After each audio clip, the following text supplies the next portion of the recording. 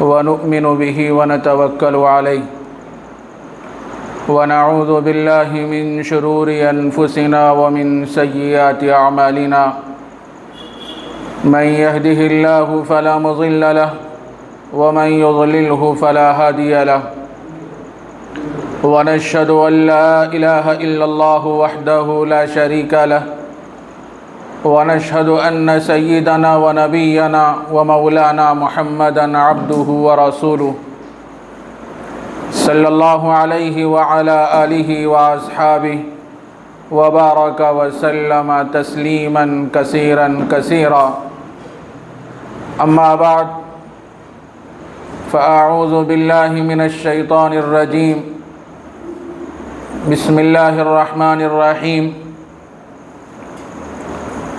قل للمؤمنين يغضوا من أبصارهم ويحفظوا فروجهم ذلك أزكى لهم إن الله خبير بما يصنعون صدق الله العظيم وقال تبارك وتعالى أينما تكونوا يدرككم الموت ولو كنتم في بروج مشيدة صدق اللہ العظیم۔ معزز حاضرین کرام، گزشتہ مجلس میں آپ حضرات نے یہ بات سماعت فرمائی تھی، حضرت لقمان حکیم جو 4000 پیغمبروں کی صحبتوں میں رہے اور ان سے اکتساب فیض کیا، حضرت لقمان حکیم نے ان تمام تعلیمات کا خلاصہ 8 باتوں میں پیش فرمایا۔ پہلی بات تو یہ تھی کہ جب نماز پڑھنے لگو تو دل نماز کے اندر متوجہ رہے، پوری یکسوئی کے ساتھ، پورے خشوع و خضوع کے ساتھ نماز میں مصروف رہنا چاہیے۔ عام طور سے ہوتا ایسا ہے کہ لوگ نماز پڑھنے کے لیے آتے ہیں لیکن دل نماز میں نہیں رہتا، بلکہ کاروبار میں کسی اور چیز میں لگا ہوا رہتا ہے، تو جو ثواب آدمی کو ملنا چاہیے وہ ثواب آدمی کو کما حقہ نہیں ملتا۔ اس واسطے آدمی جب بھی نماز پڑھے تو پورے خشوع و خضوع کے ساتھ متوجہ ہو کے نماز پڑھے۔ دوسری نصیحت حضرت لقمان حکیم نے یہ بیان فرمائی تھی کہ جب دسترخوان پر بیٹھو تو اپنے حلق کی حفاظت کرو۔ حلق کی حفاظت کرنے کا مطلب یہ ہے کہ زیادہ مت کھاؤ، بلکہ کھاتے کھاتے جب اس مرحلے پر پہنچ جاؤ کہ آپ کا دل یہ کہنے لگے کہ مزید کھاؤں یا نہ کھاؤں، اس وقت آپ کیا ہے کھانے سے اٹھ جائیے اور ہاتھ روک لیجئے۔ جب آدمی کم کھائے گا تو چستی رہے گی، عبادت میں لذت اور حلاوت آدمی کو نصیب ہوگی۔ اور ایک مطلب حلق کی حفاظت کرنے کا یہ ہے کہ حرام غذا سے بچنا چاہیے۔ حرام غذا جب پیٹ میں جائے گی تو پھر آدمی کا دل اطاعت کی طرف نہیں آئے گا، نماز پڑھنے کو اس کا دل نہیں چاہے گا۔ تو اس واسطے سے آدمی جب دسترخوان پر بیٹھے تو اپنے حلق کی حفاظت کرے، حرام سے بھی بچنا چاہیے، اور دوسرا یہ کہ زیادہ نہیں کھانا بلکہ کم کھانا چاہیے۔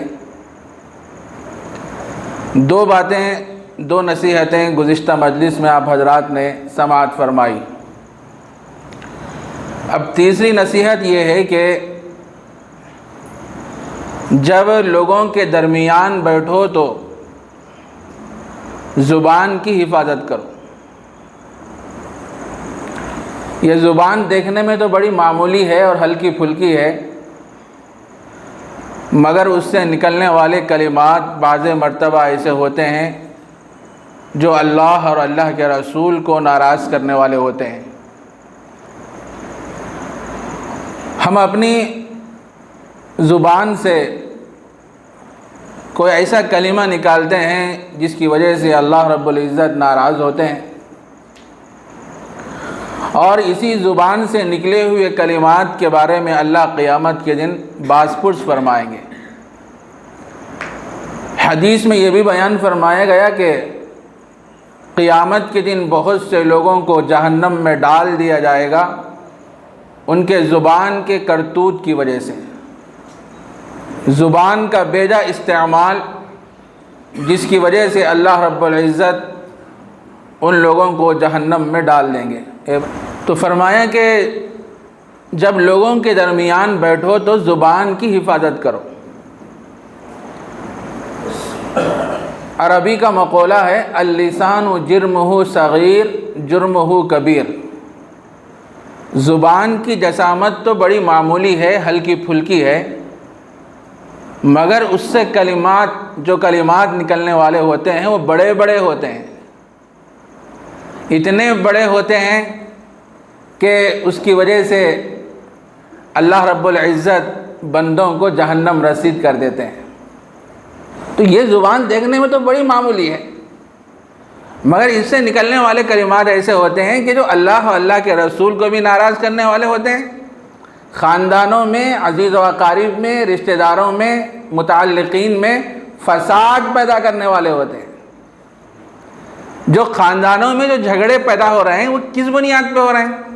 یہ زبان سے نکلا ہوا ایک کلمہ جو لوگوں کو دور رہنے پہ مجبور کر دے رہا، زبان سے نکلا ہوا ایک کلمہ جو اپنے بھائی کو دور رہنے پہ مجبور کر دے رہا، زبان سے نکلا ہوا ایک کلمہ جو اپنے چاچا کو دور رہنے پہ مجبور کر دے رہا، اور ہمیں اس کا اندازہ نہیں ہے۔ کتنے قصے سننے میں آ رہے ہیں میرے بھائی، آدمی غصے میں آ کے بعض مرتبہ قابو سے جب باہر ہو جاتا ہے تو زبان سے ایسے کلمات نکال لیتا ہے کہ جس کی وجہ سے بھائی ناراض، بہن ناراض، قریبی رشتہ دار ناراض، اور پھر وہ ناراضگی کا جو سلسلہ ہے کئی سالوں سے چلتا رہتا ہے۔ جب بھی وہ سامنے آتا ہے تو بہن کو بات یاد آتی ہے کہ میرا بھائی فلاں وقت یہ الفاظ استعمال کیا تھا، اور جب چاچا کا ادھر سے گزر ہوتا ہے وہ سوچنے لگتے ہیں کہ اس نے میرے ساتھ نازیبا سلوک کیا تھا، زبان کا صحیح استعمال نہیں کیا تھا۔ تو میرے عزیز دوستو، بزرگوں، زبان سے نکلے ہوئے کلمات کے بارے میں اللہ قیامت کے دن پوچھیں گے۔ زبان کا آدمی کو صحیح اور اللہ سے ڈر کے استعمال کرنا چاہیے زبان کو۔ ایک صحابی ہیں جو نبی رحمت صلی اللہ علیہ وسلم سے دریافت کیے، اے اللہ کے نبی کوئی ایسا آسان نسخہ بتائیے اگر میں اس پہ عمل کر لوں تو سیدھا جنت میں پہنچ جاؤں، بالکل آسان۔ نبی رحمت صلی اللہ علیہ وسلم نے ارشاد فرمایا کہ 3 کام کر لو تم سیدھا جنت میں پہنچ جاؤ گے۔ پہلا کیا ہے؟ زیادہ وقت اپنے گھر میں گزارو، فارغ اوقات جو ہوتے ہیں اس کو اپنے گھر میں گزارو۔ دوسرا یہ کہ اپنے گناہوں کو یاد کر کے ندامت کے آنسو اللہ کے دربار میں ٹپکاؤ، اور تیسرا یہ کہ اپنی زبان کی حفاظت کرو۔ جو بندہ ان 3 چیزوں کی حفاظت کرے گا اور اس کو صحیح استعمال کرے گا، پھر اللہ رب العزت اس بندے کو جنت عطا فرماتے ہیں، جنت عطا فرماتے۔ دیکھنے میں تو یہ معمولی ہے میرے بھائی، لیکن اسی سے بعض مرتبہ زبان سے نکلے ہوئے کلمات ہی کی وجہ سے اللہ رب العزت بندوں کو جہنم رسید کر دیتے ہیں۔ چونکہ حضرت لقمان حکیم کی حکیمانہ باتیں، نصیحتیں آپ کے سامنے آ رہی ہیں، جو 8 نصیحتیں انہوں نے پیش فرمائی۔ گزشتہ مجلس میں آپ نے 2 نصیحتیں سماعت فرمائی تھی۔ اب یہ تیسری نصیحت ہے کہ جب لوگوں کے درمیان بیٹھو تو زبان کی کیا کرو؟ حفاظت کرو۔ حضرت لقمان حکیم ہی کا واقعہ ہے۔ ایک مرتبہ وہ بادشاہ کے پاس بیٹھے ہوئے تھے۔ بادشاہ لقمان حکیم کے سامنے ایک بکری پیش کیا اور یہ بولا کہ لقمان، اس بکری کو ذبح کرنا اور اس کی جو سب سے بدترین چیز ہے، بکری کے اندر جو سب سے بدترین چیز ہے وہ لا کے میری خدمت میں پیش کرنا۔ حضرت لقمان حکیم بکری کو ذبح فرمائے، اس کے بعد دل اور زبان لا کے بادشاہ کی خدمت میں پیش کر دی۔ بادشاہ دیکھا، خاموش ہو گیا۔ پھر کچھ دنوں کے بعد پھر بادشاہ لقمان حکیم سے کہنے لگا کہ دیکھو اور ایک بکری ہے، اس کو ذبح کرنا اور اس بکری میں جو سب سے بہترین چیز ہے وہ لا کے میری خدمت میں پیش کرنا۔ حضرت لقمان حکیم بکری کو ذبح فرمائے، اس کے بعد دل اور زبان لا کے بادشاہ کی خدمت میں پیش کرے۔ بادشاہ کو تعجب ہوا، اچھی چیز کا مطالبہ کیے تو بھی دل اور زبان لائے، اور خراب چیز کا مطالبہ کیے تو بھی دل اور زبان لے کے آئے۔ تعجب سے پوچھا لقمان حکیم سے کہ مجھے بات سمجھ میں نہیں آئی۔ تو حضرت لقمان حکیم نے فرمایا، بادشاہ سلامت سن لیجئے، انسان کے جسم میں 2 ہی اعضاء ہیں، ایک ہے دل اور ایک ہے زبان۔ اگر یہ 2 چیزیں صحیح ہیں تو انسان کا سارا جسم صحیح ہے۔ اگر یہ 2 چیزیں بگڑ گئیں تو سمجھ لو کہ انسان کا سارا جسم بیکار اور خراب ہے۔ اور حدیث سے بھی اس کی تائید ہوتی ہے۔ نبی رحمت صلی اللہ علیہ وسلم نے ارشاد فرمایا، الا ان فی الجسد مضغہ اذا صلحت صلح الجسد کلہ واذا فسدت فسد الجسد کلہ الا وہی القلب۔ اے لوگو آگاہ ہو جاؤ کہ انسان کے جسم میں گوشت کا ایک لوتھڑا ہے، اگر وہ صحیح رہا تو سارا جسم صحیح ہے، اگر اس کے اندر بگاڑ آ گیا، خرابی آ گئی، گناہ آ گئے، معاصی آ گئے، نافرمانی آ گئے تو سمجھ لو کہ انسان کا سارا جسم بیکار اور خراب ہے۔ اس کے بعد نبی رحمت صلی اللہ علیہ وسلم نے ارشاد فرمایا، الا وہی القلب، آگاہ ہو جاؤ انسان کا دل ہے۔ دل صحیح ہے تو سب صحیح، دل بگڑا تو سب بگڑا۔ چونکہ زبان ترجمان ہے، جو دل کے اندر جو جذبات ہوتے ہیں، جو خیالات ہوتے ہیں، جو باتیں ہوتی ہیں، زبان کے ذریعے سے اس کا اظہار ہوتا ہے۔ دل میں اگر اچھی باتیں ہوں گی، اللہ کو راضی کرنے والی باتیں ہوں گی، ظاہر زبان کے ذریعے سے وہی الفاظ نکلیں گے۔ دل ہمارا گندا ہوگا، نافرمانی سے بھرا ہوا ہوگا تو ظاہر زبان سے وہی کلمات نکلتے ہیں جو اللہ کو ناراض کرنے والے ہوتے ہیں۔ اور عام طور سے آدمی جو جوتے کھاتا نا، وہ زبان کے بیجا استعمال کی وجہ سے ہی جوتے کھاتا۔ جتنے جھگڑے ہو رہے ہیں، ہونے کے بعد کسی کا منہ پھٹ جا رہا، کسی کے دانت ٹوٹ جا رہے، کسی کا پیر، کسی کا ہاتھ، ان اسباب پہ غور کرتے ہیں تو پتہ چلتا کہ زبان کا بیجا استعمال کیا، جس کی وجہ سے انہوں اٹھا کے مار دیا اس کو۔ نبی رحمت صلی اللہ علیہ وسلم نے حدیث میں فرمایا کہ اذا اصبح ابن آدم فإن الأعضاء كلها تكفر اللسان فتقول اتق الله فينا فإنا نحن بك فإن استقمت استقمنا وإن أعوججت أعوججنا۔ جب صبح ہوتی ہے انسان کے سارے اعضاء زبان سے کہتے ہیں، سارے اعضاء زبان سے کہتے ہیں ہمارے معاملے میں اللہ سے ڈرتے رہنا، اگر تو صحیح رہی تو ہم بھی صحیح رہیں گے، اور اگر تو بگڑ گئی تو ہم جوتے کھا جائیں گے۔ اس وجہ سے کہ زبان بول کے کیا ہے 32 ذاتوں کے قلعے میں محفوظ ہو جاتی، چھپ جاتی، اور انسان کے آزاد جوتے کھاتی۔ تو میرے عزیز دوستو بزرگوں، آدمی کو کیا ہے ہمیشہ زبان کا صحیح استعمال کرنا ہے، سوچ سمجھ کے زبان کا استعمال کرنا چاہیے۔ اور یہ زبان کے بیجا استعمال کی وجہ سے بہت سے گناہ زبان کے بیجا استعمال کی وجہ سے ہوتے ہیں۔ ہم زبان سے غیبت کرتے ہیں، بد کلامی کرتے ہیں، بد زبانی کرتے ہیں، گالی گلوچ کرتے ہیں، کسی پہ الزام لگاتے ہیں، کسی پہ تہمت لگاتے ہیں، اور بہت کچھ کرتے ہیں۔ یہ سارے جو گناہ ہوتے ہیں یہ زبان کا بیجا استعمال جس کی وجہ سے یہ گناہ ہوتے ہیں۔ آج ہماری زبانیں غیبتوں سے خالی نہیں، جہاں 2-3 لوگ بیٹھ گئے غیبت شروع ہو جاتی۔ ہم تنہائیوں میں تو خاموش رہتے ہیں، جب مجمع میں آتے ہیں تو ہماری زبان بے قابو ہو جاتی ہے۔ دوستوں میں بیٹھتے ہیں تو ان کا تذکرہ شروع ہو جاتا ہے، اس کے بعد غیبتیں ہونے لگتی ہیں۔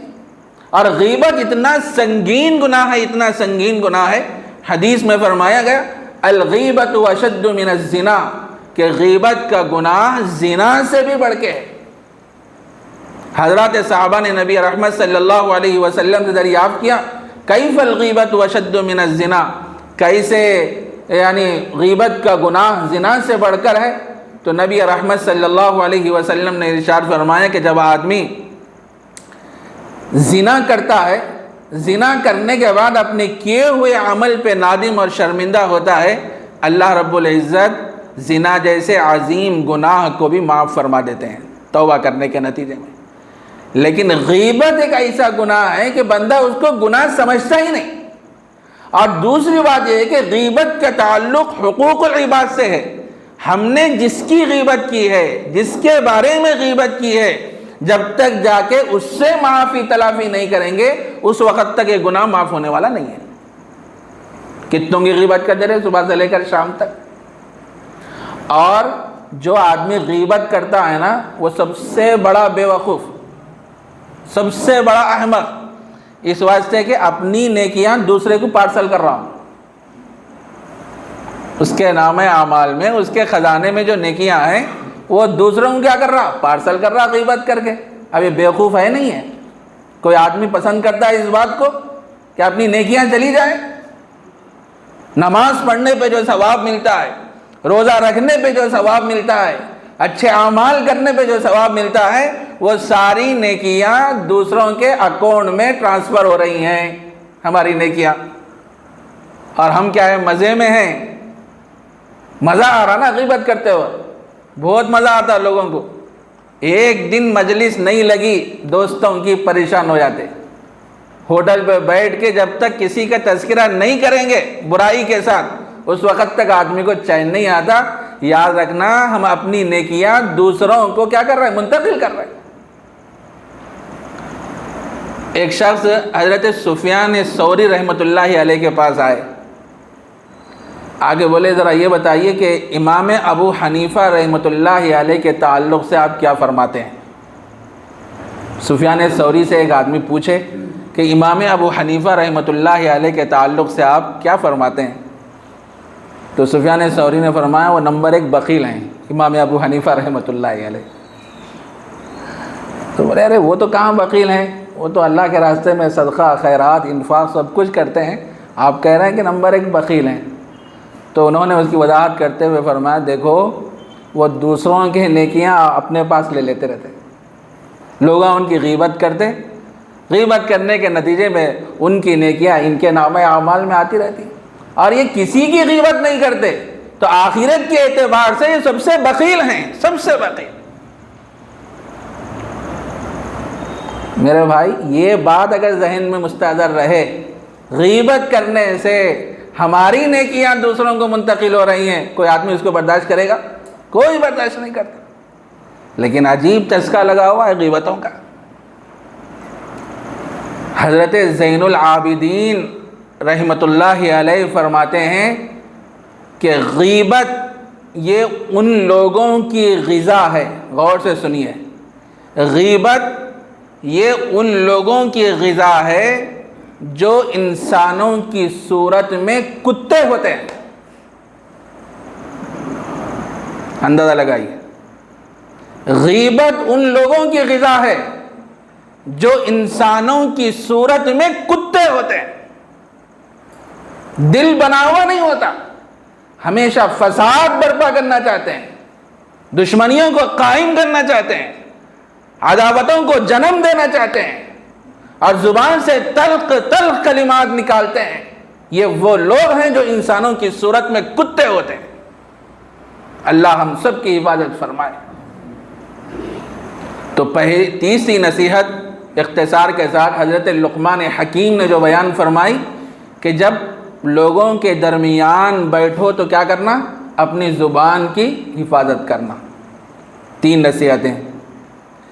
چوتھی نصیحت کیا ہے؟ جب کسی کے گھر میں جاؤ تو نگاہ کی حفاظت کرو. کسی کے گھر میں جاؤ تو نگاہ کی کیا کرنا؟ حفاظت کرنا. یہ نظر کیا ہے؟ ابلیس کے تیروں میں سے ایک زہر آلود تیر ہے. یہ تیر جا کے سیدھا دل پہ لگتا اور دل میں اس وقت تک ایمانی نور پیدا نہیں ہوتا جب تک کیا ہے نگاہ کی حفاظت نہ کی جائے. اس وقت تک ایمانی نور پیدا نہیں ہوتا. آج 70-80% جو گناہ ہو رہے ہیں وہ نگاہ کی حفاظت نہ کرنے کی وجہ سے ہو رہے ہیں. 70%، بلکہ اس سے بھی زیادہ. آج ہمارے ہاتھوں میں شیطان نے موبائل کی صورت میں ایک ایسا زبردست ہتھیار دے دیا، دیکھ کے شیطان مطمئن ہو گیا، اب میرے کو کچھ کرنے کی ضرورت نہیں. بہت زبردست ہتھیار دے دیا سیل فون کی صورت میں. شیطان کیا ہے؟ خاموش بیٹھا ہوا ہے. اب یہ سب دیکھیں گے، ناجائز فلمیں دیکھیں گے، تصاویر دیکھیں گے، ویڈیوز دیکھیں گے. اس کے نتیجے میں شہوانیت بھڑک اٹھے گی اور ایسے ایسے کام کریں گے جو اللہ کو ناراض کرنے والے ہیں. کیسے کیسے واقعات آ رہے ہیں. ہمارے نوجوان بچے کیسے کیسے گناہوں میں ملوث ہو رہے ہیں. یہ فون کا بے جا استعمال، غلط استعمال، جس کی وجہ سے ہماری نسل تباہ اور برباد ہو رہی ہے میرے بھائی.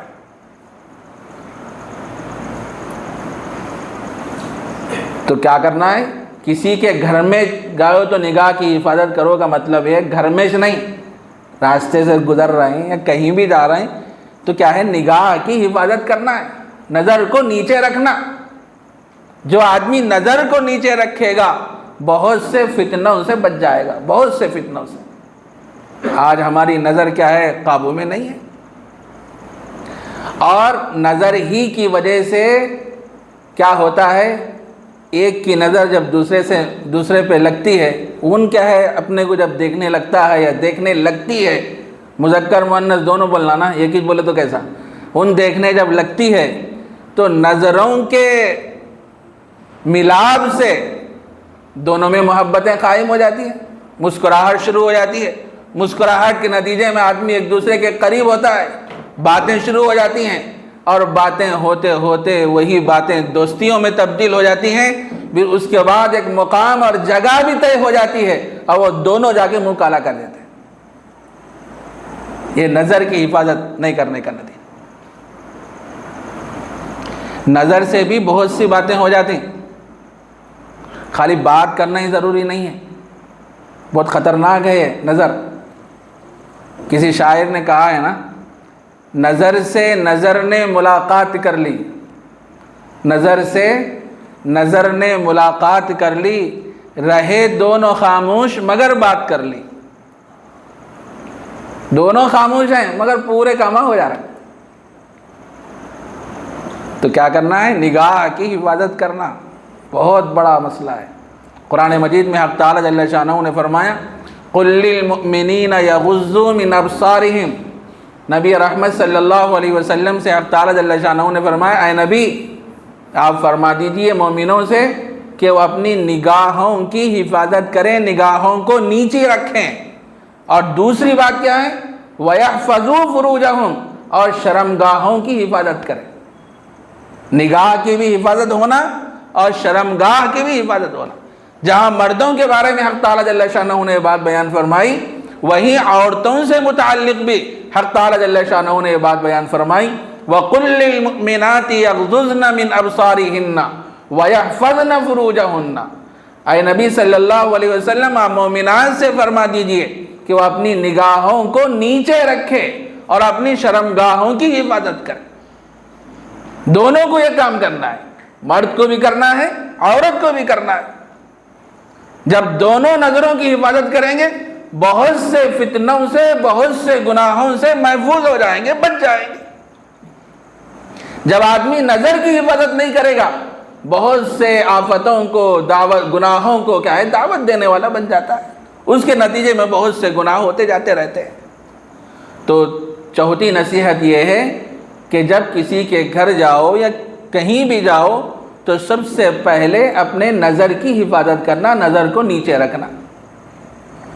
ایک مرتبہ حضرات صحابہ کی مجلس لگی ہوئی تھی، نبی رحمت صلی اللہ علیہ وسلم نے حضرات صحابہ سے پوچھا کہ ذرا یہ بتاؤ کہ عورت کے لیے سب سے بہتر چیز کیا ہے؟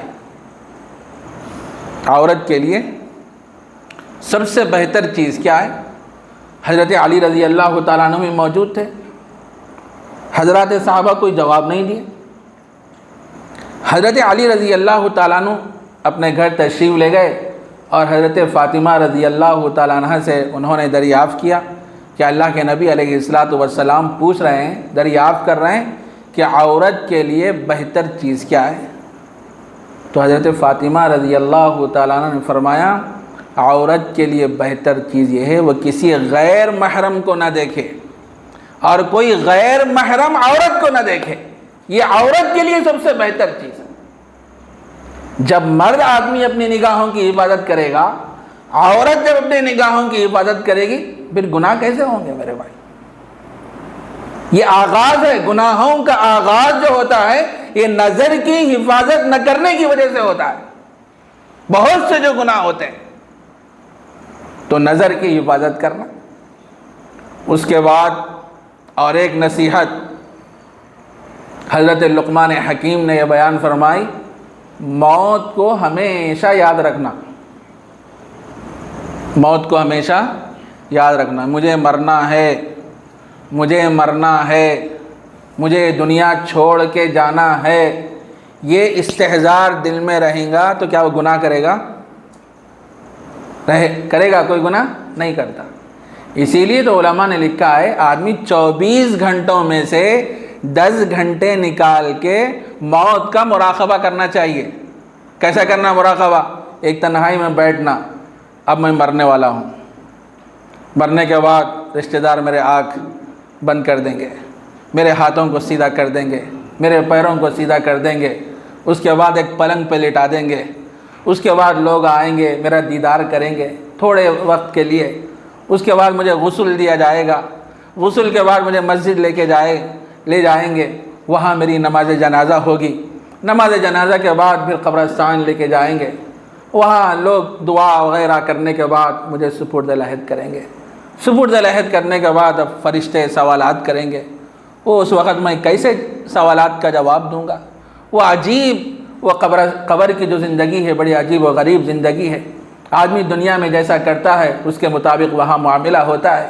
القبر روضۃ من ریاض الجنہ او حفرۃ من حفر النار، کہ قبر جنت کے باغوں میں سے ایک باغ ہے یا جہنم کے گڑھوں میں سے ایک گڑھا ہے۔ یہاں دنیا میں آدمی جیسے اعمال کرے گا اس کے مطابق وہاں معاملہ ہوگا۔ اور ایک بات یاد رکھنا، قبر کسی کے حسب نسب کو نہیں دیکھتی۔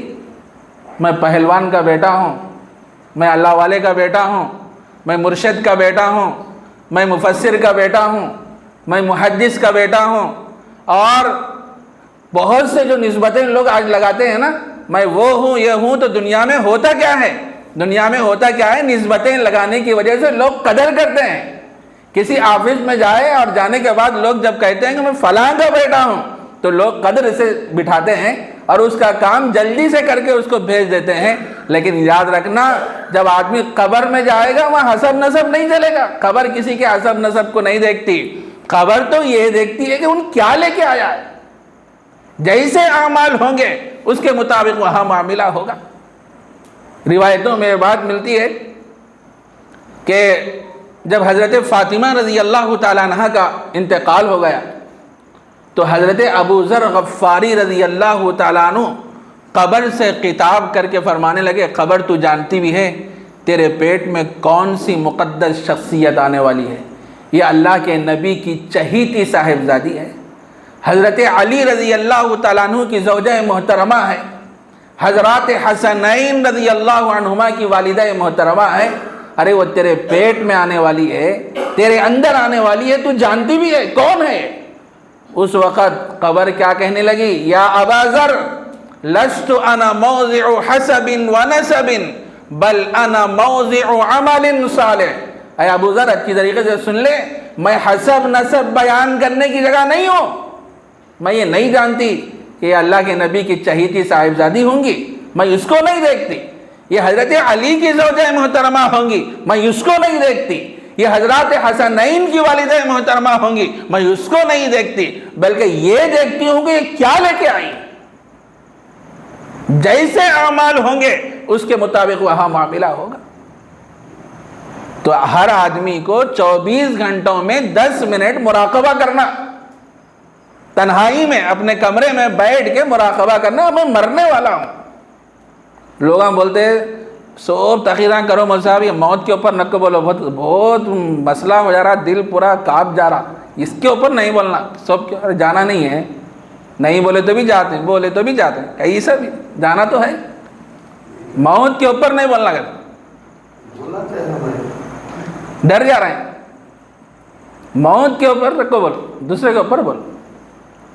فرمایا کیا گیا کہ مراقبہ کرنا چاہیے آدمی کو، 10 منٹ نکالنا، نکال کے اب سوچ لینا کہ اب میں قبر میں چلا گیا، اب فرشتے آ رہے ہیں حساب کتاب لینے کے لیے، اب اس کے بعد تھوڑی دیر کے بعد کیڑے مکوڑے آئیں گے، میرے جسم کو کھا لیں گے، اب میری کوئی حیثیت نہیں رہے گی، سارا جسم مٹی میں مل جائے گا۔ آدمی جب یہ غور کرے گا تو آدمی کی زندگی گناہوں میں نہیں گزرے گی بلکہ اطاعت میں گزرے گی، ہمیشہ اللہ کا خوف اس کے دل پہ رہے گا۔ کوئی بھی کام کرنے جائے گا تو سب سے پہلے سوچے گا یہ عمل اللہ کو راضی کرنے والا ہے یا یہ عمل اللہ کو ناراض کرنے والا ہے، سوچ سمجھ کے وہ زندگی گزارے۔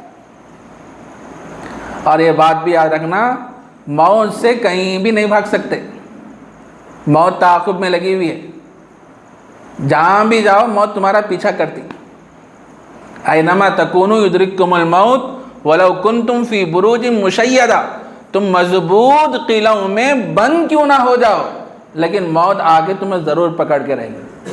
حدیث میں یہاں تک بیان فرمایا گیا، موت کی مثال دیتے ہوئے اللہ کے نبی نے ایک لومڑی کا واقعہ بیان فرمایا۔ موت کی مثال ایسی ہے جیسے لومڑی، ایک مرتبہ لومڑی زمین سے قرض لی، قرض لینے کے بعد مثال دیتے ہوئے اللہ کے نبی نے بیان فرمایا، زمین سے قرض لی لومڑی، اب زمین لومڑی سے بول رہی میرا قرض میرے کو دے دے، اب لومڑی بھاگ رہی، کہاں گئے تو بھی زمین ہی ہے، کہاں بھاگتی، بہت دور بھاگی بھاگی بھاگی بھاگی تھک کے ٹھہر گئی، بھی زمین بول رہی میرا قرضہ میرے کو دے دے، میرا قرضہ میرے کو دے، پھر بھاگی جا کے غاروں میں چھپی، پہاڑوں میں چھپی، بھی زمین بولی میرا قرضہ میرے کو دے دے، کہاں گئے تو بھی زمین ہے، کہاں بھاگے تو بھی موت ہے، موت ہمارے تعاقب میں لگی ہوئی۔ امام غزالی رحمۃ اللہ علیہ نے تو یہاں تک فرمایا، انسان تو موت کو تو بھول گیا ہے لیکن موت تجھے بھولی نہیں ہے، تیرے کفن کا وہ کپڑا بازار میں آ چکا ہے جو تیرا کفن بننے والا ہے، اور تو ہے کہ موت کو بھولا ہوا ہے۔ کتوں کے کپڑے آ گئے گی، ابو پانچوں رستے پہ ہاں کفن کے کتوں کے کپڑے آ گئے پتہ نہیں، ہاں جہاں آپ نام کہو، بہرحال پانچوں راستہ بولے سمجھ جاتے لوگ، ہاں بولنے کے کتوں کے کپڑے کفن کے آ چکے، بالکل تیار ہے، جو ہی اسرائیل آئے آ کے روح نکالے، گھر والے سب سے پہلے جاؤ بھائی جا کے کپڑا لے کے آ جاؤ بولتے۔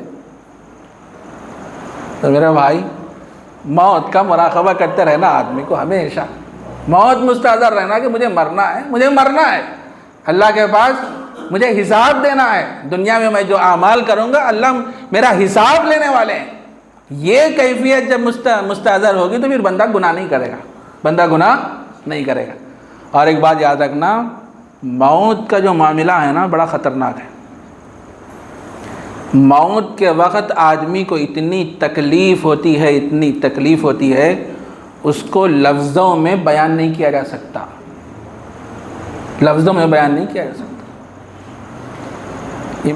خود نبی اکرم صلی اللہ علیہ وسلم کے بارے میں آتا ہے، بخاری میں یہ روایت موجود ہے.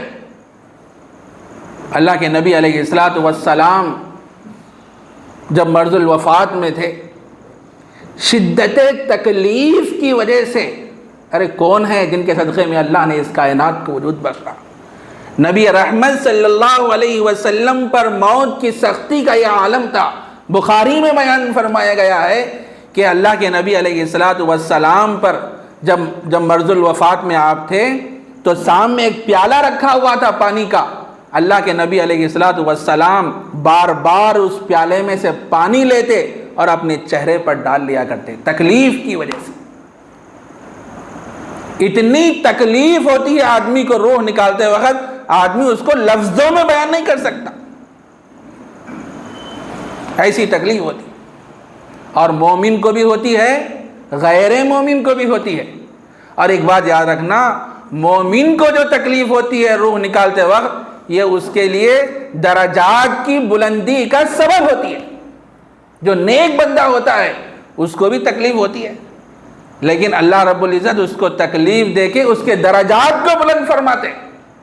کتنے اللہ والے گزرے ہیں، آخری وقت ان کا دیکھیے، قرار ہیں، تکلیف میں ہیں، آواز آ رہی ہے، بڑے بے چین ہیں، بے قرار ہیں، تو اللہ تبارک و تعالیٰ اللہ والوں پر ایسے حالات ڈال کے ان کے درجات کو بلند فرما دیتے. جب وہاں جائیں گے تو ہمیشہ چین اور سکون میں رہیں گے. لیکن ایک کافر کو جب موت آتی ہے تو اس کی جب روح نکالی جاتی ہے، عذاب کا سلسلہ وہاں سے شروع ہو جاتا ہے.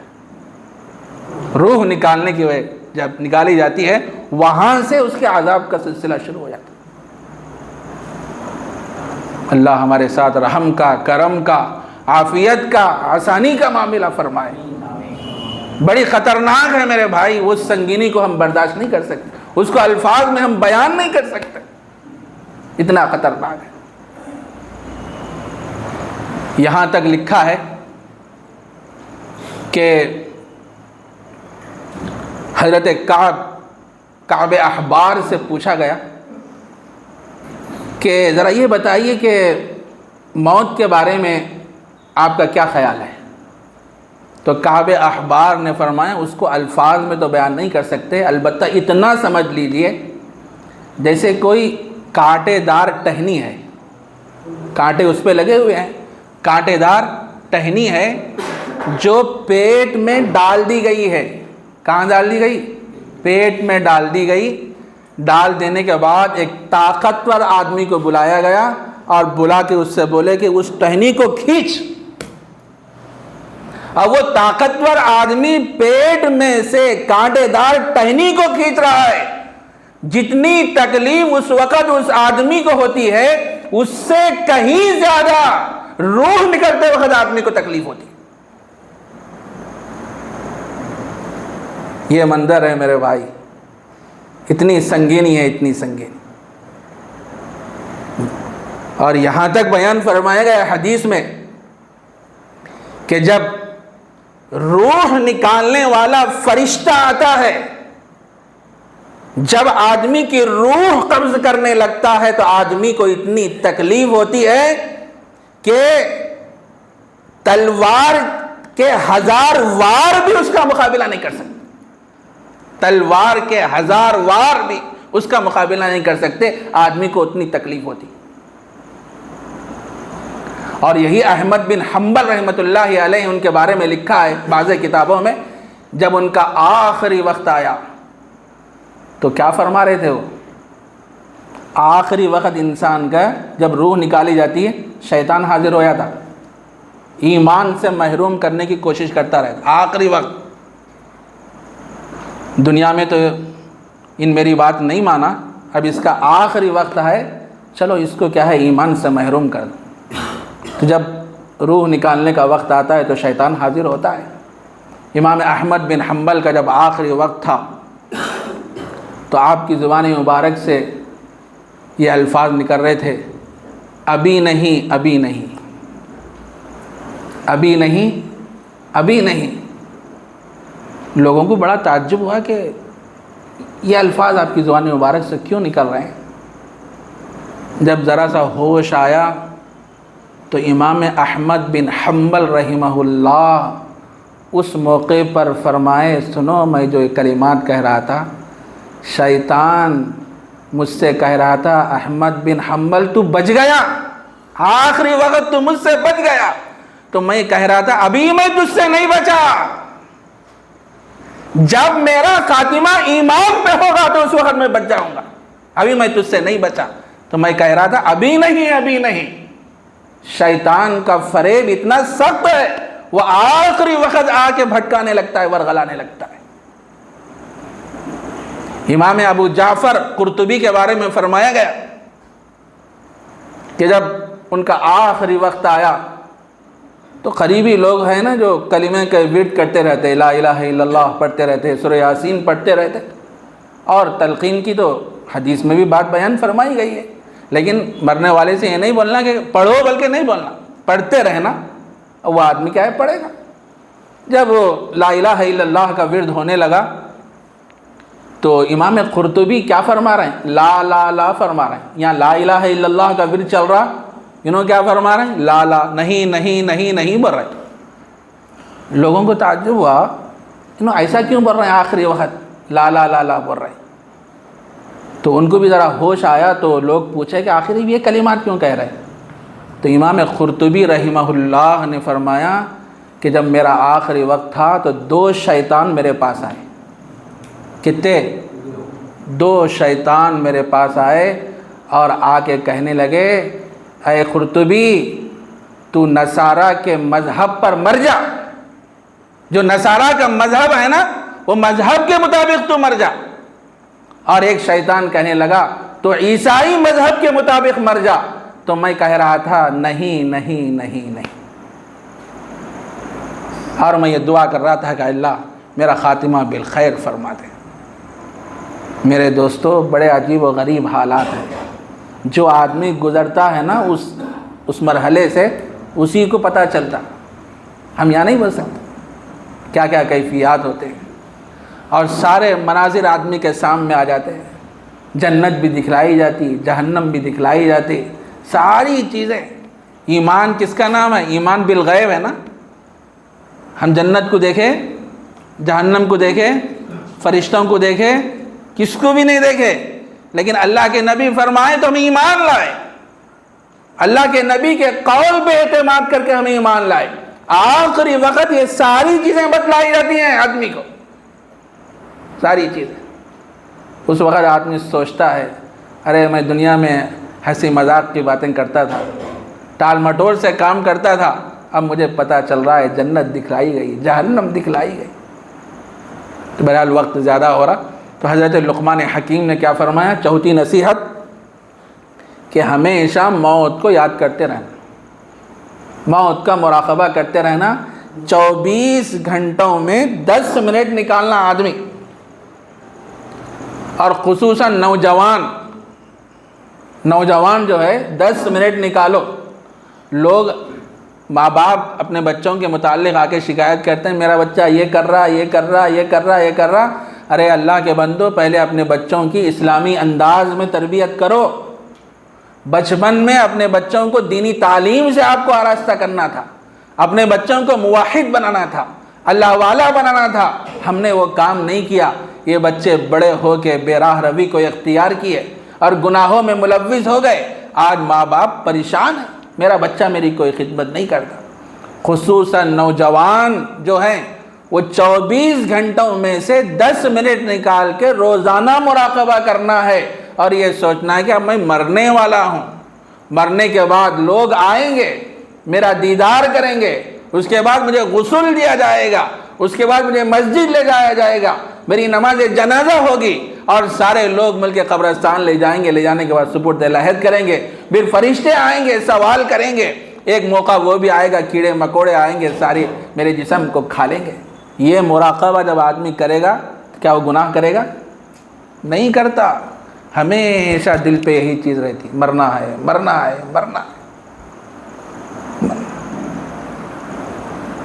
زندگی تو گناہوں میں گزرتی ہے لوگوں کی، لوگ تمنا کرتے ہیں مدینے میں مرنے کی، تمنا مدینے میں مرنے کی ہوتی ہے۔ بہت اچھی بات ہے، کرنا چاہیے، لیکن پہلے زندگی تو ایسے گزارو میرے بھائی۔ اور ایک بات یاد رکھنا، علماء نے لکھا ہے جس کی موت جہاں لکھی ہے، جس حال میں لکھی ہے، جس سبب سے لکھی ہے، ٹھیک اسی وقت انسان کی موت واقع ہوتی۔ بچوں کو بائک چلانے کا بہت شوق ہے، نئے نئے گاڑیاں آ گئے مارکیٹ میں، 2-2 لاکھ 2.5 لاکھ کے گاڑیاں آ گئے، اتنے تیز چلاتے بچے گاڑیاں پوچھو مت، لیکن نکل رہے ہیں۔ اب بھی گھر سے نکلا ہوں، 10 منٹ میں اطلاع آ رہی کیا ایکسیڈنٹ ہو گیا، اس کے بعد پھر اطلاع آ رہی دواخانے کو لے گئے، ابھی دواخانے میں پہنچے بھی نہیں تھے انتقال ہو گیا۔ لوگاں کیا بولتے، کہیں گیا ہوں گا پٹا گاڑی لے کے اٹھتا تھے، وہ نہیں گیا، فرشتہ اس کو لے گیا، اس کی موت وہاں نکالنا تھا، ایکسیڈنٹ کرا کے اس کی موت نکالنا تھا، تو فرشتہ اس کو وہاں لے کے گیا۔ جس کی موت جہاں لکھی ہے، جس حال میں لکھی ہے، ٹھیک اسی وقت انسان کی موت واقع ہوتی۔ آپ کو اس سے پہلے ایک واقعہ سنایا، یاد ہے کہ نہیں کہ سنایا کہ مجھے بھی یاد نہیں، سنایا تھا۔ حضرت سلیمان علیہ السلام کا زمانہ ہے، آپ سنے تھے، سنے تو پھر سنیے دوبارہ، فائدہ تو زمانہ ہے۔ تو آپ آئے، لوگوں کی مجلس لگی ہوئی تھی، اور آپ کی مجلس میں بہت سے جنات بھی تھے، انسان بھی تھے، بیٹھے ہوئے تھے۔ تو ملک الموت تشریف لائے سلیمان علیہ السلام کی خدمت میں، آ کے سارے لوگ بیٹھے، تو اب ایک کچھ گھور کے دیکھ رہے ہیں انہوں آ کے ملک الموت ایک کچھ گھور کے دیکھ رہا، یہ نیا نیا دکھ رہا ہے، میرے کو دیکھ رہا، کس کو بھی نہیں دیکھ رہا، میرے کو کہیں کو دیکھ رہا، میں اس کو پہچانتا کہ نہیں۔ اب ان ڈر کے کیا کرا، سلیمان علیہ السلام کو بولا بہت ڈینجر دکھ رہا ہے، میرے کو آپ حکم دیجئے ہوائیں لے آ کے کہتے ہوئے پہنچا دے میرے کو۔ وہ ہوائیں لے جا کے بہت دور لے جا کے اس کو اتار دیے، ابھی وہاں اترا، وہ اسرائیل وہاں موجود، اترتے ہی اسرائیل کیا ہے وہاں موجود، جائے روح نکالے۔ کچھ دنوں کے بعد سلیمان علیہ السلام کی مجلس میں پھر اسرائیل تشریف لائے، تو اسرائیل علیہ السلام سے حضرت سلیمان علیہ السلام پوچھے، بھائی تم ایک دن فلاں دن آئے تھے، آ کے ایک آدمی کو گھور کے دیکھا تو ان ڈر گیا، میں ہواؤں کو حکم دیا، ہوائیں لے کئی 1000 کلومیٹر دور پہنچا دیں۔ تو ملک الموت بولے میں بھی انتظار کر رہا تھا، دیکھ رہا تھا، اللہ نے اس کی روح فلاں جگہ نکالنے کا حکم دیا، میں آگے دیکھا تو آپ کی مجلس میں اس واسطے گھور کے دیکھا، اس کو گھور کے دیکھا تو ہوائیں اس کو وہاں لے گئی جہاں اس کی روح نکالنا تھا۔ تو جس کی موت جہاں لکھی نا، جس حال میں لکھی، جس سبب سے لکھی، ٹھیک اسی وقت انسان کی موت واقع ہوتی۔ ہم چاہیں نہ چاہیں، ہر ایک کا وقت لکھا گیا ہے میرے بھائی۔ دعا کرتے رہنا اللہ ہم سب کا خاتمہ بالخیر فرمائے، اور جب روح نکلے تو روح نکلتے وقت اللہ تبارک و تعالیٰ آسانی کا معاملہ فرمائے۔ تو آج کی مجلس میں اتنا ہی کافی ہے۔ کتنی باتیں ہو گئیں؟ حضرت لقمان حکیم نے جو 8 باتیں پیش فرمائی نا، پہلی بات بولو ذرا، معلوم بھی ہونا یاد ہے نہیں ہے، پہلی بات بولو جی، ہاں ماشاءاللہ، جب دسترخوان پہ بیٹھے تو حلق کی حفاظت کرنا۔ دسترخوان حلق کی حفاظت کا مطلب زیادہ نہیں کھانا، ایک مطلب۔ لوگ عجیب ہے، بیٹھتے بازو میں پورے آتے مل کے سب، دعوت میں جب بیٹھتے تو بازو والے کا خیال نہیں، آتے مشاب آیا، وہ آیا، اٹھ کے لیتا۔ ذرا اپنے پیٹ کا بھی خیال کرو، بازو والے کا بھی خیال کرو، زیادہ نہیں کھانا۔ دوسرا یہ کہ حرام غذا پیٹ میں نہیں جانا، یہ پہلی نصیحت۔ دوسری نصیحت کیا ہے؟ جب نماز پڑھو تو پورے دل لگا کے نماز پڑھنا، حضور قلب کے ساتھ کیا ہے نماز پڑھنا، 2 ہو گئی۔ تیسری کیا ہے؟ بولنا، آپ نہ بولتے رہے تو میں بولتا ہوں۔ ہاں، جب لوگوں کے درمیان بیٹھو تو زبان کی حفاظت کرنا، بیجا استعمال نہیں کرنا زبان کا، قابو میں رکھنا زبان کو۔ چوتھی بات، نظر کی حفاظت ہونا، مردوں کو بھی حکم ہے، عورتوں کو بھی یہ حکم ہے، نظر کی حفاظت ہونا۔ 5ویں بات کیا ہے؟ موت کو ہمیشہ یاد کرتے رہنا۔ 5 باتیں ہو گئیں، 3 باتیں اور رہ گئی ہیں، انشاءاللہ آئندہ مجلس میں ہم اس کو پیش کریں گے، جو باتیں اس موقع سے سامنے آئیں۔ اللہ مجھے بھی عمل کی توفیق عطا فرمائے، آپ حضرات کو بھی۔ وآخر دعوانا الحمدللہ۔ موسم سرد ہے، وقفے سے بارش بھی ہو رہی تھی مغرب کے بعد، بہت سے حضرات تشریف نہیں لائے موسم کے ٹھنڈا ہونے کی وجہ سے۔ ماشاءاللہ ہمارے لیاقت صاحب چچا جو ہے وہ سارے لوگوں کے لیے کھانے، میں اپنی طرف سے کر رہا ہوں، سارے لوگوں کے لیے کھانے کا نظم فرمائے، دعا فرمائے، اللہ آپ کی عمر میں برکت عطا فرمائے، صحت عطا فرمائے، تندرستی کی دولت سے مالا مال فرمائے، جملہ مقاصد میں اللہ تبارک و تعالیٰ کامیابی عطا فرمائے۔ بہرحال ذکر بھی مختصر کر لیں گے، اس سے پہلے بھی بولا تھا نا، یہ لازمی نہیں سمجھنا، ذکر کو بولا تھا نا، اب بھی بول رہا ہوں، یہ لازمی نہیں ہے۔ بہت سے لوگ کیا بول رہے ہیں، ذکر میں نہیں بیٹھے تو ذکر میں نہیں بیٹھ کے چلے آ رہا ہو رہے ہیں، فرض سمجھ لے رہے ہیں اس کو۔ فرض کچھ بھی نہیں میرے بھائی، مستحب عمل بہت اگر بولے تو مستحب بول سکتے ہیں اس کو۔ اجتماعی طور پہ ذکر ثابت ہی نہیں ہے، یہ مشق کے لیے آپ کو بلایا جا رہا ہے یہاں پہ، اتنے انفرادی طور پہ ذکر کرنا ہے۔ تو تھوڑا سا ہم ذکر کر لیں گے، اس کے بعد پھر دعا ہوگی۔ لائٹ رہندے بند کر دیں گے، بند کر دو۔ درود شریف پڑھ لیجیے۔ اللہ